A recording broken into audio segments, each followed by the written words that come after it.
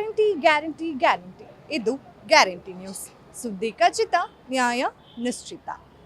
ಒಂದು ಟೀ ಕುಡಿಯೋಣ ಬರ್ತ್ಯಾ? ಟೀಗೆ ಹೋಗೋಣವಾ? Tea break ತೊಗೊಳ್ಳೋಣವಾ? ಯಾಕೋ ತಲೆ ನೋವ್ತಿದೆ, ಕಾಫಿ ಕುಡಿಯೋಣವಾ? ಬಾ, ಇವತ್ತು ಒಂದು ಒಳ್ಳೆ ಕಾಫಿ ಕುಡಿತಾ ಮಾತಾಡೋಣ. ಈ ಥರ ಒಂದು ದಿನಕ್ಕೆ ಏನಿಲ್ಲ ಅಂತ ಹೇಳಿದ್ರು ಒಂದು 2-3 ಸಲ ಅಂತೂ ಹೇಳಿರ್ತೀವಲ್ವ, ಕೊಲೀಗ್ಸ್ ಜೊತೆ ಆಗಿರ್ಬೋದು ಅಥವಾ ಫ್ರೆಂಡ್ಸ್ ಜೊತೆ ಆಗಿರ್ಬೋದು. ಹಾಗೆ ಈ ಕಾಫಿ ಕಪ್ನಿಂದ ಬರ್ತಿರುವಂತಹ ಕ್ಯಾನ್ಸರ್ ಕಾರಕ ಅಂಶಗಳ ಬಗ್ಗೆ ಏನಾದರೂ ನಿಮಗೆ ಅರಿವಿದೆಯಾ? ಖಂಡಿತವಾಗ್ಲೂ ಇರಲ್ಲ ಅಲ್ವಾ? ಹಾಗೆ ಈಗ ಪ್ರತಿದಿನ ನಾವು ಫ್ರೆಂಡ್ಸ್ ಜೊತೆ ಆಗಿರ್ಬೋದು ಅಥವಾ ಕೊಲೀಗ್ಸ್ ಜೊತೆ ಆಗಿರ್ಬೋದು ಅಥವಾ ನಮ್ಮ ಬಾಂಧವ್ಯ ಇಷ್ಟಪಡುವಂತಹ ಬಾಂಧವ್ಯರ ಜೊತೆ ಆಗಿರ್ಬೋದು, ನಾವು ಪ್ರತಿದಿನ ಹೋಟೆಲ್ಸ್ ಹತ್ರ ಬಂದು ಒಂದು ಕಪ್ ಕಾಫಿನ ಕುಡಿತಾ ಮಾತಾಡ್ತೀವಿ. ಆ ಒಂದು ಕಪ್ ಕಾಫಿ ಕೊಡುವಂತಹ ರಿಲೀಫ್ ಮಾತ್ರ ಸಿಕ್ಕಾಪಟ್ಟೆ ಜಾಸ್ತಿನೇ ಇರುತ್ತೆ. ಅದಕ್ಕೆ ಯಾವುದನ್ನು ಕೂಡ ಮ್ಯಾಚ್ ಮಾಡೋದಕ್ಕೆ ಆಗೋದಿಲ್ಲ. ಆದರೆ ಆ ಪ್ಲಾಸ್ಟಿಕ್ ಕಪ್ ಅಂತ ಏನಿದೆ, ಅದು ಪೇಪರ್ ಕಪ್ಸ್ ಅಂತ ನಾವು ಅಂದ್ಕೊಂಡಿದ್ದೀವಿ. ಆದರೆ ಖಂಡಿತವಾಗ್ಲೂ ಅದು ಪೇಪರ್ ಕಪ್ಸ್ ಅಲ್ಲ. ಅದರಲ್ಲಿ ಪ್ಲಾಸ್ಟಿಕ್ ಅಂಶ ಕೂಡ ಇರುತ್ತೆ. ಅದರಲ್ಲಿ ವ್ಯಾಕ್ಸನ್ನು ಕೂಡ ಬಳಸ್ತಾ ಇರ್ತಾರೆ. ಈ ಪೇಪರ್ ಕಪ್ನಂತೆ ಕಾಣುವಂತಹ ಈ ಮೈಕ್ರೋ ಪ್ಲಾಸ್ಟಿಕ್ ಪೇಪರ್ ಕಪ್ ಬಗ್ಗೆ ನಿಮ್ಗೆ ಎಷ್ಟು ಗೊತ್ತು? ಅದ್ರ ಬಗ್ಗೆ ಇವತ್ತು ನಾನು ನಿಮಗೆ ಮಾಹಿತಿ ಕೊಡೋಣ ಅಂತಲೇ ಇವತ್ತು ನನ್ನ ಕೈಯಲ್ಲೂ ಕೂಡ ಒಂದು ಪೇಪರ್ ಕಪ್ನ ಇಟ್ಕೊಂಡ್ಬಂದಿದ್ದೀನಿ.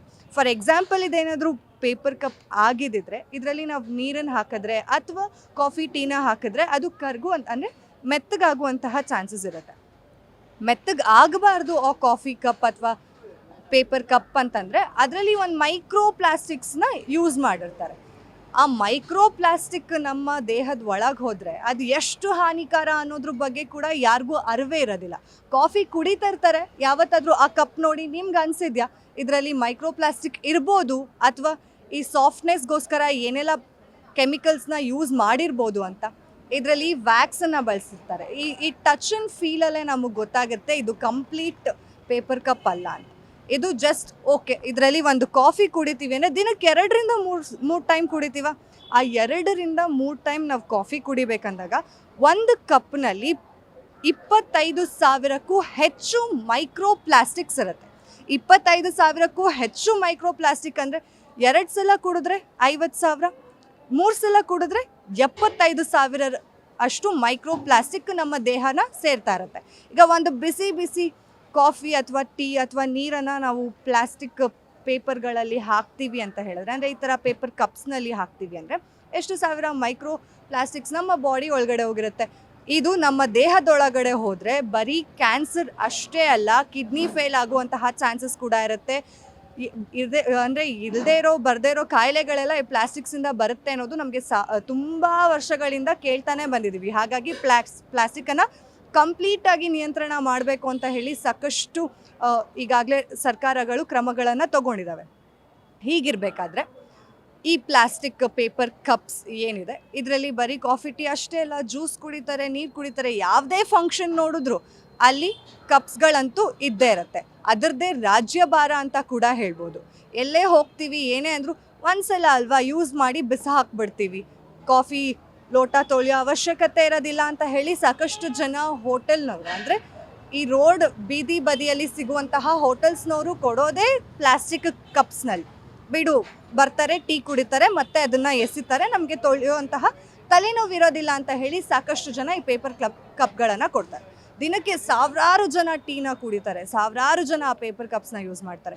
ಅದನ್ನೆಲ್ಲ ಎಲ್ಲಿ ಡಿಸ್ಪೋಸ್ ಮಾಡ್ತಾರೆ?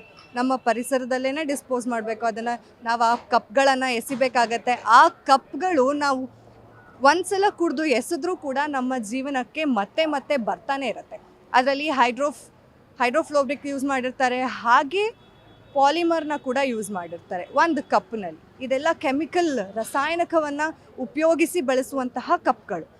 ಈ ಕಪ್ನ ನಾವು ಡಿಸ್ಪೋಸ್ ಮಾಡಿದಾಗ ಅದು ಎನ್ವಿರಾನ್ಮೆಂಟಿಗೆ ಹೋಗಿ ಮಿಕ್ಸ್ ಆಗಿ ಅಲ್ಲೇನಾದರೂ ಗಿಡಗಳು ಬೆಳೀತು ಅಥವಾ ಹಣ್ಣು ಹಂಪಲು ಬಿಡುವಂತಹ ಗಿಡಗಳು ಬೆಳೀತು, ಒಂದು ಸೊಪ್ಪು, ಪಾಲಕ್ ಸೊಪ್ಪು ಆಗಿರ್ಬೋದು ಅಥವಾ ಯಾವುದಾದ್ರೂ ಒಂದು ಸೊಪ್ಪು ಬೆಳೀತಾ ಇತ್ತು ಅಂತಂದರೆ ಅದು ಮತ್ತೆ ಆ ಮೈಕ್ರೋ ಪ್ಲಾಸ್ಟಿಕ್ಸ್ ಆ ಗಿಡಗಳಲ್ಲಿ ಸೇರಿಕೊಂಡು ಮತ್ತೆ ನಮ್ಮ ದೇಹಕ್ಕೆ ಸೇರುವಂತಹ ಪರಿಸ್ಥಿತಿಗಳು ಎದುರಾಗತ್ತೆ. ಈ ರೀತಿಯಾಗಿ ಸಾಕಷ್ಟು ಬಾರಿ ಆಗಿದೆ. ಅದನ್ನು ಈ ಸೈಂಟಿಸ್ಟ್ಗಳು ಪ್ರೂವ್ ಮಾಡ್ಕೊಂಡೇ ಬಂದಿದ್ದಾರೆ.